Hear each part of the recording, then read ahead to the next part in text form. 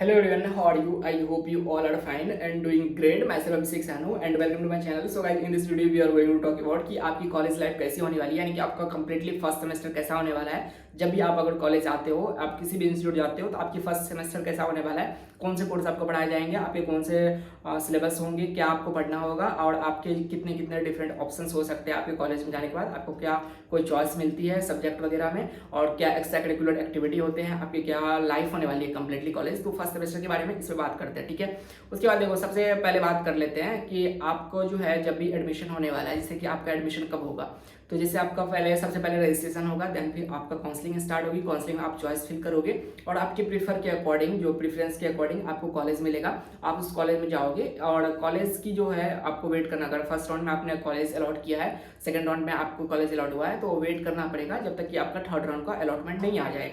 Third round के allotment आने के बाद आपको मेल आएगा जीमेल पे, तो वहाँ पे मेल आएगा आपको कि आपकी रिपोर्टिंग डेट इतने डेट को है। जैसे कि लास्ट ईयर हमारी रिपोर्टिंग हुई थी 14 सितंबर को, और 14 सितंबर को बच्चे यहाँ पे रिपोर्ट किए थे कॉलेज में। एंड देन फिर उसके क्लास होते हैं लगभग एक वीक के बाद स्टार्ट हो जाती है, या 2-3 दिन के बाद भी क्लास स्टार्ट हो जाएगी। डिपेंड करता है कि आपके पास कितना टाइम बचा है। जैसे कि इस बार मुझे लगता है जैसे कि आप ये रिपोर्टिंग डेट होगी जस्ट आफ्टर आपकी क्लास स्टार्ट होने वाली है। क्लास स्टार्ट होते ही आपको यहाँ पे दीक्षा आरंभ सेशन कराया जाएगा, जो कि 15 डे का एक अभी कर दिया है नॉन ग्रेडियल प्रोग्राम, जो कि आपको इसमें दीक्षा आरंभ करना ही होगा। पूरे लगभग एक वीक का होगा, ठीक है, नॉट 15 डेज का, एक वीक का आपको नॉन ग्रेडियल सब्जेक्ट होगा दीक्षा आरंभ, जिसमें कि आपको कंप्लीट इन्फॉर्मेशन दिया जाएगा कि आपको कैसे क्या पढ़ना है। आईसीआर के बारे में बताया जाएगा, आपको क्या फ्यूचर में क्या आपके गोल्स हैं, आपको कैसे उसको फुलफिल करना है, साथ में क्या क्या करियर अपॉर्चुनिटी है, आपको करियर काउंसलिंग दिया जाएगा। आपको कई बार जो आपकी यूनिवर्सिटी जैसे कि आईआरआई वगैरह में आते हैं, तो आईआरआई दिल्ली से डायरेक्ट कांटेक्ट करके आपको वहाँ से फैकल्टी वगैरह से साइंटिस्ट वगैरह आपको गाइड करेंगे अच्छे से। पूरा का पूरा एग्रीकल्चर रिलेटेड चीज़ें, जितनी भी हिस्ट्री वगैरह है, सब कुछ आपको इसमें बताया जाएगा दीक्षा आरंभ सेशन में, जो कि एक वीक का होगा, नॉन ग्रेडियल होगा। आपको बाकी सारे फैकल्टी वगैरह से इंटरेक्ट करने का मौका मिलेगा, ठीक है। उसके बाद आपके कोर्स के बारे में बात करते हैं, तो कोर्स जो है आपको स्किल इन्हांसमेंट कोर्स मिलेगा एक, देन फिर एक और स्किल इन्हांसमेंट कोर्स मिलेगा, और ये दोनों के दोनों प्रैक्टिकल नॉलेज है, यानी कि इसका क्रेडिट होगा 0+2। यहाँ पे जो भी कोर्स होते हैं ना, क्रेडिट का मतलब होता है कि हमारा थ्योरी है या प्रैक्टिकल है। अगर 1+ है तो 1 थ्योरी + 1 प्रैक्टिकल, 2 क्रेडिट का कोर्स है। और वो अगर जैसे स्किल इन्हांसमेंट है, तो आप कॉलेज में आओगे तो क्रेडिट समझ जाओगे, क्रेडिट की आपकी टेंशन लेने की जरूरत नहीं है। तो आप समझ लो आपको स्किल इन्हांसमेंट मिलेंगे, स्किल इन्हांसमेंट 1, स्किल इन्हांसमेंट 2, जिसमें कि एक हो सकता है आपका नर्सरी वगैरह के बारे में बताया जाएगा, और एक हो सकता है आपके फ्लावर वगैरह के बारे में जो भी होंगे, तो वो सब चीज़ आपको इसमें बताया जाएगा, ठीक है। मेनली ये प्रैक्टिकल कोर्स होंगे, इसलिए इसको स्किल इन्हांसमेंट बोलते हैं। एक होता है कम्युनिकेशन स्किल कोर्स मिलेगा, जो इसमें कि आपको लैंग्वेज के बारे में बताया जाएगा, मेनली इंग्लिश जो हमारा कम्युनिकेशन और एक्सटेंशंस वगैरह जो इसमें पढ़ाए जाएंगे, जो कि कम्युनिकेशन स्किल्स के अंदर आएगा। फार्मिंग बेस्ड लिवलीहुड सिस्टम, आपको एक फार्मिंग बेस्ड जो हमारा मेनली जो है ना 6 दिन के सब्जेक्ट ऐसा हुआ है कि मेनली वो प्रैक्टिकल नॉलेज पे ज़्यादा फोकस कर रहे हैं रेदर देन की बुकिश नॉलेज पे। तो ये आपके लिए काफ़ी अच्छा है कि आप फार्मिंग पे अच्छे से फोकस कर पाओगे यहाँ पे आने के बाद, ठीक है। Rural sociology and educational psychology, यहाँ पे कोर्स आपको पढ़ाए जाएंगे। Fundamental of agronomy, fundamental of soil science, fundamental of horticulture, ठीक है। उसके बाद एनसीसी, जो कि आपके एनएसएस की क्लासेस होंगी, जो कि आपके नॉन ग्रेडियल होंगे।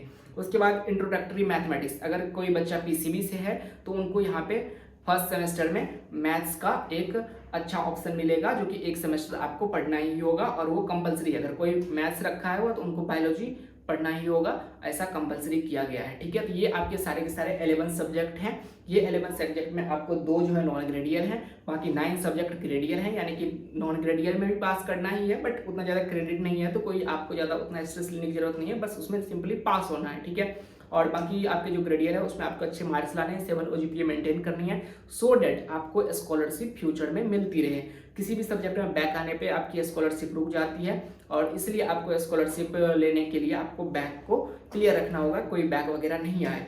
उसके बाद बात करते हैं जैसे कैंपस वगैरह आओगे तो आपकी, और बात कर लेते हैं कि आपकी कैंपस लाइफ वगैरह कैसी होने वाली है। जैसे कि आपको कैंपस वगैरह में ना बहुत सारे ऐसे कॉलेज होंगे जहाँ पे आपका रूरल एरिया वगैरह में होगा, तो वहाँ पे कैंपस लाइफ बहुत अच्छी नहीं होगी।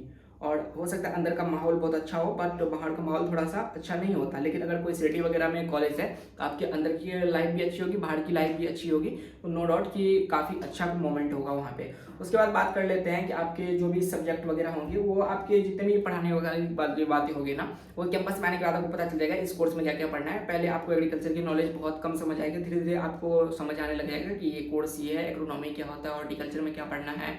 और बहुत सारे जो ऑलरेडी एबीसी बैकग्राउंड से उनको तो पता ही होगा एग्रोनॉमी में क्या पढ़ना होता है, हॉर्टिकल्चर में क्या पढ़ना होता है, सॉइल साइंस में क्या पढ़ना होता है। बट जो भी बायोलॉजी वाले बैकग्राउंड है, जैसे नीट वाले बच्चे को, उनको थोड़ा सा टाइम लगता है। इससे मैं खुद आया था तो मेरे को खुद टाइम लगा था समझने में कि ये सब कोर्स में क्या क्या पढ़ना होता है, ये सब्जेक्ट में क्या है। और स्टार्टिंग में आपको सब कुछ नया नया लगेगा, बट बाकी धीरे धीरे आप अडेप्ट कर जाओगे तो आपको काफ़ी अच्छा लगेगा। और उसके बाद बात करते हैं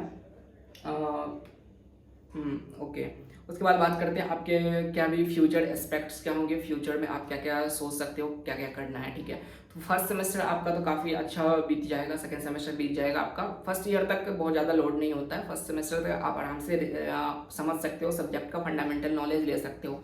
सेकेंड ईयर से आपको समझ में आने लग जाएगा आपको फ्यूचर में क्या करना है। जैसे कि बहुत सारे लोग सोचते हैं कि जेआरएफ करने का, पीजी करने का, उनके अपने अपने सब्जेक्ट होते हैं। जैसे कि यहाँ पे लगभग बहुत सारे सब्जेक्ट हैं, एग्रोनॉमी, सॉइल साइंस, हॉर्टिकल्चर वगैरह हैं, तो उनको समझ में आने लग जाता है कि आपको कौन से सब्जेक्ट में इंटरेस्ट है, कौन से सब्जेक्ट में पीजी करनी है। या कोई बच्चे आप चाहते हो कि एग्री बिजनेस मैनेजमेंट करना, कोई बच्चे कैट देना, एमबीए से एग्री बिजनेस मैनेजमेंट करना, तो एमबीए करना, या फिर देख लेते हैं कि अपना कौन कौन सी चीज़ें जो फ्यूचर में करनी है। बहुत सारे लोगों को होता है बीएससी एग्रीकल्चर के जस्ट बाद जॉब लेनी है, तो जॉब के लिए आपको बहुत सारे हमारे गवर्नमेंट एग्जाम है, जैसे कि बिहार वालों के लिए बीएओ, एग्रीकल्चर ऑफिसर्स हो गए, आपके नाबार्ड हो गए, आपके एएफओ हो गए, आपके जितने भी एफसीआई वगैरह के जॉब है वो सब एग्रीकल्चर के अंदर आते हैं। और जस्ट आफ्टर बीएससी आप उसके लिए एलिजिबल हो जाते हैं। बहुत सारे जॉब है जो कि पीजी के बाद एलिजिबल होते हैं, but most of the job BSc AG के बाद एलिजिबल हो जाते हैं। उसमें आपके सिलेबस थोड़े से डिफरेंट है। मेन सब्जेक्ट तो आपका एग्रीकल्चर होगा ही, साथ में आपको जीके जीएस, रीजनिंग,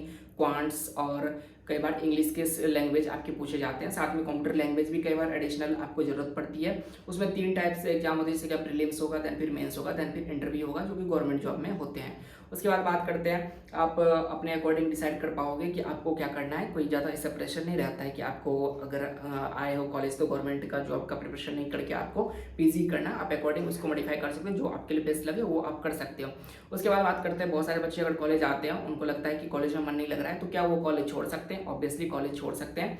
कॉलेज छोड़ने की भी एक शर्त है। पहले जैसे कि 15 दिन में ऐसा था कि अगर कोई कॉलेज छोड़ देता था फर्स्ट ईयर सेकंड ईयर में, तो उनको ऐसा कोई चीज़ें नहीं मिलता था, मतलब कोई डिग्री वगैरह नहीं मिलता था। लेकिन अब जो 16 के अकॉर्डिंग ऐसा हो गया कि अगर आप कॉलेज छोड़ते हो फर्स्ट ईयर के बाद, सेकंड ईयर के बाद, तो आपको डिग्री मिलेगी। अगर आप फर्स्ट ईयर में ऐसा कोई कॉलेज छोड़ देते हो, फर्स्ट ईयर यूजी प्रोग्राम में कॉलेज छोड़ देते हो, आपको 10 वीक की इंटर्नशिप करने के बाद आपको यूजी सर्टिफिकेट मिल जाएगा एग्रीकल्चर में। ठीक है, अगर आप सेकंड ईयर के बाद कॉलेज छोड़ते हो, उसमें 10 वीक की इंटर्नशिप करने के बाद आपको यूजी डिप्लोमा इन एग्रीकल्चर मिल जाएगा। जैसे कि मैं अभी 15 के अंदर आता हूँ, आपके 2024 बैच और आपके जितने भी आगे आने वाले बैच हैं वो 16 के अंदर आते हैं, और हम लोग 5th दिन के अंदर है। तो हमें लोग को ऐसा कुछ ऑप्शन नहीं मिला है कि हम सेकंड ईयर में कॉलेज छोड़ दें तो हमें कोई डिग्री मिल जाएगा। लेकिन 16 वाले बच्चों के लिए एक अच्छी फैसिलिटी है कि अगर आप फर्स्ट ईयर में कॉलेज छोड़ दें तो आपको जो है यहाँ पे डिग्री वगैरह यूजी सर्टिफिकेट मिल जाएगा एग्रीकल्चर का। दो साल के बाद छोड़ोगे तो डिप्लोमा वगैरह मिल जाएगा। बहुत सारे बच्चों को ऐसा होता है कॉलेज आने के बाद मन नहीं लगता, उनको लगता है कि छोड़ देना चाहिए, तो आप ये सब डिग्री करके आप छोड़ सकते हो। 10 वीक का इंटर्नशिप बहुत इंपॉर्टेंट है, वो करके आप कॉलेज छोड़ के डिग्री वगैरह अपना रिसीव कर सकते हो। ये एग्जिट ऑप्शंस हो गए आपके। बहुत सारे कॉलेज में आपकी बॉन्ड्स वगैरह होते हैं, बट आईआरआई झारखंड में ऐसा कोई बॉन्ड नहीं है, और आईआरआई असम में भी ऐसा कोई बॉन्ड नहीं है। तो आईआरआई के इंस्टीट्यूट में बॉन्ड नहीं है। बहुत सारे स्टेट एग्रीकल्चर यूनिवर्सिटी में बॉन्ड होते हैं। अगर आप कॉलेज छोड़ते हो तो आपको बॉन्ड पे करना होता है, बॉन्ड की फीस पे करनी होती है, तभी जाके आपके डॉक्यूमेंट वगैरह हाथ निकलते हैं वहाँ से और आप कॉलेज छोड़ पाते हो, वहाँ से एडमिशन वगैरह कैंसिल कर पाते हो। बहुत सारे बच्चे होते हैं जो कि नीट की प्रिपरेशन वगैरह करते हैं कॉलेज से, अगर उनका नीट वगैरह हो जाता है तो आपको बॉन्ड पे करना होता है, अगर किसी कॉलेज में बॉन्ड है तो। नहीं तो बहुत सारे कॉलेज में बॉन्ड नहीं है, जैसे आईआरआई झारखंड वगैरह में कोई बॉन्ड वगैरह नहीं है, और तो आपको यहाँ सोचने की जरूरत नहीं पड़ती है कि आपको कॉलेज छोड़ना है या नहीं छोड़ना है। बट कभी भी डिसीजन लेना है तो बहुत सोच समझ के लेना। ऐसे नॉर्मली छोड़ देते हो कॉलेज, बट बाद में बड़ी दिक्कत हो जाती है। तो बहुत सारी चीज़ें सोचने के बाद ही आपको कॉलेज वगैरह छोड़ना। मैं ऐसे प्रमोट नहीं कर रहा हूँ आपको कॉलेज छोड़ देना है, क्योंकि कॉलेज आ रहे हैं पढ़ने के लिए तो आप अच्छे से पढ़ाई करना, 7 OGPA मेंटेन करना है, स्कॉलरशिप मिलना, बाकी यहाँ की जितनी फैसिलिटी है उनको यूज करना। सारे के सारे टीचर्स के बारे में बात करते हैं, तो जितने भी कॉलेज में आप आओगे तो आपको टीचर्स सारे के सारे ARS मिलेंगे। जैसे आईआरआई में तो सारे के सारे ARS हैं, बाकी कुछ कुछ कॉलेज में प्रोफेसर्स वगैरह होते हैं, तो दोनों अपने लेवल पे बेस्ट हैं और दोनों अच्छा पढ़ाते हैं। इनफैक्ट आपको ऐसा फील नहीं होगा कि आपकी नॉलेज कहीं से कम मिल रही है, आपको कहीं और प्लेटफॉर्म वगैरह यूज़ करना पड़ रहा है। आप आराम से क्लास में अगर अच्छे से फोकस कर रहे हो तो आपकी अच्छी सी पढ़ाई वगैरह हो जाएगी। यहाँ पे बात करते हैं मार्किंग वगैरह के बारे में, आपके जो मार्क्स वगैरह मिलते हैं तो आपको कितने एग्जाम देने होते हैं। तो आपको सबसे पहले जैसे कॉलेज आओगे तो आपके क्विज होंगे, लगभग 1-2 वीक के बाद क्विज होंगे, वो जो कि 5 to 10 मार्क्स के क्विज होंगे, जो कि हर सब्जेक्ट के अलग अलग क्विजेस होंगे, ठीक है। वो आपके कोर्स लीडर डिसाइड करेंगे आपका क्या सिलेबस होगा, क्या पूछना है क्या नहीं पूछना है। उसके बाद लगभग 1 से 1.5 महीने के बाद आपका मिड टर्म होगा, जो कि 30 मार्क्स का होगा। और 30 मार्क्स का जो पेपर होगा ना, उसमें सारे के सारे ऑब्जेक्टिव तो नहीं होंगे, कुछ सब्जेक्टिव भी होंगे, कुछ ऑब्जेक्टिव होंगे। 1 घंटे का पेपर होगा, ठीक है। उसके बाद आपका फिर से एक क्विज होगा, अनअनाउंस क्विज होते हैं कई बार, तो वो सब चीज़ें होती है। उसके बाद एंटर्म आएगा, एंटर्म से पहले प्रैक्टिकल आएगा। प्रैक्टिकल इंटरनल नंबर होते हैं, इसमें 20 नंबर का प्रैक्टिकल होगा। 20 नंबर के प्रैक्टिकल में आपके कई बार वाइवा हो जाते हैं, कई बार आपको स्पॉटिंग आइडेंटिफिकेशन हो जाएगी। जैसे एग्रोनॉमी में तो बहुत सारे क्रॉप्स को पहचानना है, बहुत सारे सीड्स को पहचानना है, बहुत सारे वीड्स को पहचानना है। और आपके प्रैक्टिकल नॉलेज में कई बार प्रैक्टिकल चीज़ें करवाते हैं और वो सब चीज़ें इक्विपमेंट्स वगैरह पूछे जाते हैं आपके, कई बार परफॉर्म करने के लिए दे दिया जाता है। कई बार न्यूमेरिकल फॉलो करने होते हैं, न्यूमेरिकल सॉल्व करने होते हैं, वाइवा, स्पॉटिंग, और कई बार रिटन एग्जाम आ जाता है। तो वो सब प्रैक्टिकल में अलग अलग कोर्स में अलग अलग चीज़ें से पूछे जाते हैं, वो 20 मार्क के होते हैं, ठीक है। उसके बाद आता है आपका एंटर्म, जो कि प्रैक्टिकल एग्जाम के लगभग 5 दिन के अंदर ही हो जाता है और स्टार्ट, और लगभग 15 दिन तक हमारा एग्जाम चलता है, ठीक है। 10 से 15 दिन, क्योंकि 11 कोर्स है तो एक एक दिन अगर एक सब्जेक्ट हो तो 11 से 15 दिन, और संडे वगैरह बीच में आता है तो 15 दिन हमारा एग्जाम चलता रहता है एंटर्म का। तो एंटर्म में ना हमारा 50 मार्क्स का पेपर होगा, यानी कि पेपर तो पूरे 100 मार्क्स का होगा। जैसे आईआरआई में तो आईआरआई दिल्ली से पेपर आता है, बट स्टेट एग्रीकल्चर यूनिवर्सिटी में तो स्टेट वाले अपना पेपर बनाते होंगे। बट हमारे इंस्टीट्यूट में क्या है ना कि 100 मार्क्स का पेपर आता है आईआईएम दिल्ली से, जिसका वेटेज होता है 50 मार्क्स। वो पेपर काफ़ी लेंदी होता है, लगभग 3 घंटे का पेपर होता है। उस 3 घंटे में आपको 30 मार्क्स के ऑब्जेक्टिव होंगे, देन फिर आपके 70 मार्क्स के सब्जेक्टिव होंगे, जिसमें कि डिफरेंस पूछेंगे, 4 क्वेश्चन डिफरेंस वाले होंगे, 4 क्वेश्चन आपको उसमें ब्रीफ उसका जो शॉर्ट नोट्स लिखने के बारे में होंगे, और 5 क्वेश्चन जो कि बहुत बड़े होंगे, जो कि 50 मार्क्स के होंगे, पर क्वेश्चन 10 मार्क्स, जो कि बहुत अच्छे से इलेबोरेट करना होगा बाकी सारी चीज़ों के। तो वो काफ़ी इंपॉर्टेंट होता है, उसमें नंबर मिलने के चांस बहुत अच्छे होते हैं। तो वो सब चीज़ें आपको यहाँ पर कॉलेज में आने के बाद देखने को मिलेगी। और इस टाइप से आपका सेमेस्टर खत्म होगा। सेमेस्टर खत्म होने के बाद आपको छुट्टी मिलेगी, लगभग 5 से 7 दिन की या 10 दिन की छुट्टी मिलेगी। उस छुट्टी में आप चाहो तो घर जा सकते हो, यहाँ रुकना चाहो तो रुक सकते हो, और मोस्टली बच्चे घर जाते हैं तो वो घर जा सकते हो, ठीक है। उसके बाद आप बीच वगैरह में थोड़ी बहुत छुट्टी मिलती है, 1-2 दिन की, 3 दिन की, 4 दिन की, उसमें अगर जाना चाहो तो जा सकते हो। अगर आपकी सच में बहुत ज़रूरत है जाने की तभी जाना, नहीं तो ऐसे टाइम वेस्ट करने की जरूरत नहीं है। क्योंकि आप कॉलेज में अगर पढ़ाई एक बार छूट जाती है तो फिर वो पकड़ने में बहुत टाइम लग जाता है आपको। तो इसलिए आप सोच समझ के डिसीजन लेना। घर वगैरह जाने के लिए जा सकते हो, बट बहुत ज़्यादा कॉलेज में छुट्टी मारने की जरूरत नहीं है। और अटेंडेंस जो है 75% आपको मेंटेन करना है, उससे कम आपको पेपर लिखने नहीं दिया जाएगा। अगर आपके मेडिकल रीजन हो गए तो मिनिमम 65% अटेंडेंस आपको चाहिए, तभी आप पेपर लिख पाओगे, वरना आप पेपर नहीं लिख पाओगे और आपकी बैग लग जाएगी। और बैग लगने से आपकी क्या होगी, स्कॉलरशिप रुक जाएगी। तो वो सब चीज़ें आप सोच लेना। So see you in the next video, till then okay bye.